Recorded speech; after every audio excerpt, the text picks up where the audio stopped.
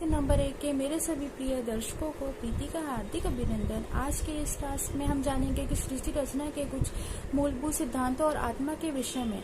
संसार में मौजूद हर वस्तु, हर पदार्थ पूर्णतः नश्वर है। जो आज भौतिक रूप से विद्यमान है वो एक दिन खत्म भी जरूर होगी, यानी जो पैदा हुई है वो मरेगी भी जरूर।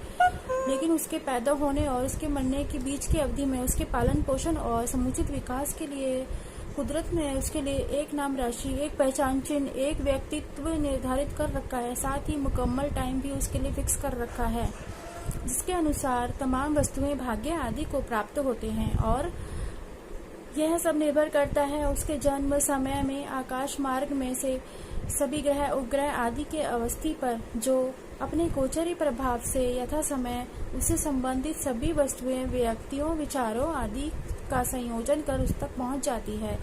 वो मुकम्मल समय, वो विशेष योग, वो अन्य सभी संयोजन कौन से होते हैं, अब कब कब घटित होंगे, इनका ज्ञान आत्म दर्पण, भाग्य दर्पण और जीवन दर्पण के माध्यम से हो सकता है, जिसके बारे में अन्य वीडियो में बताया जाएगा।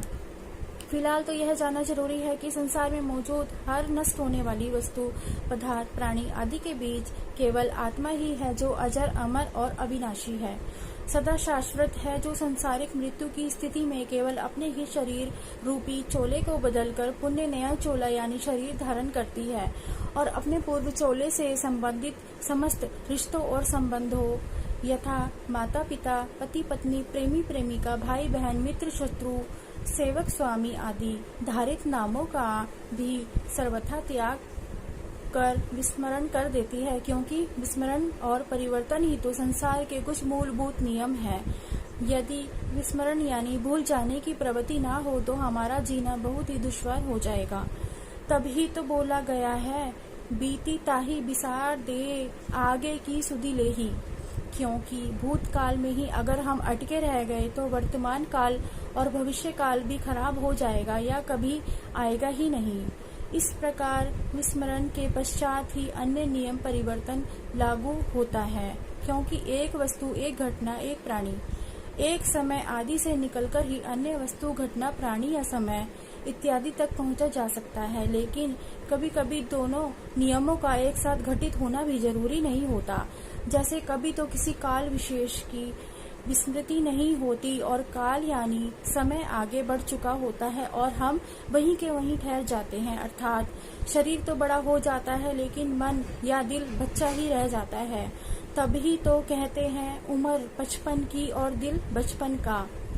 ऐसे ही कामों या सदमे में गया व्यक्ति अपने सदमे से पूर्व की अवस्था में ही अटक जाता है और उसी समय को वर्तमान में तलाश कर रहा होता है।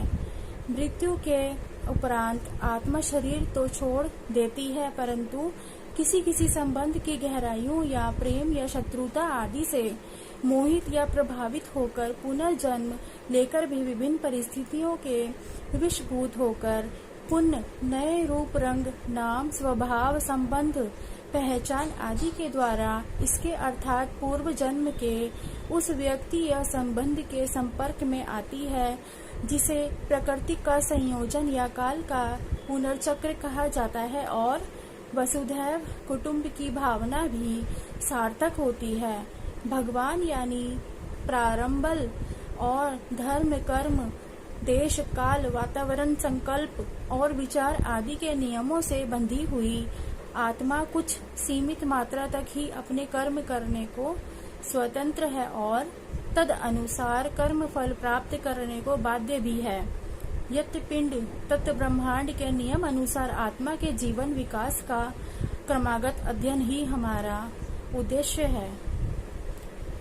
इस ज्योतिषी विद्या द्वारा सभी प्राणियों की सभी समस्याओं का समाधान खोजना और मानव के जीवन का सर्वोत्कृष्ट कल्याण करना ही हम सबका ध्येय है। अभी इसी वीडियो में बस इतना ही। अगले वीडियो में हम आपके समक्ष हाजिर होंगे नई जानकारी, नए टास्क में, नए ज्ञान के साथ। फिलहाल प्रीति को इजाजत दीजिए। नमस्कार।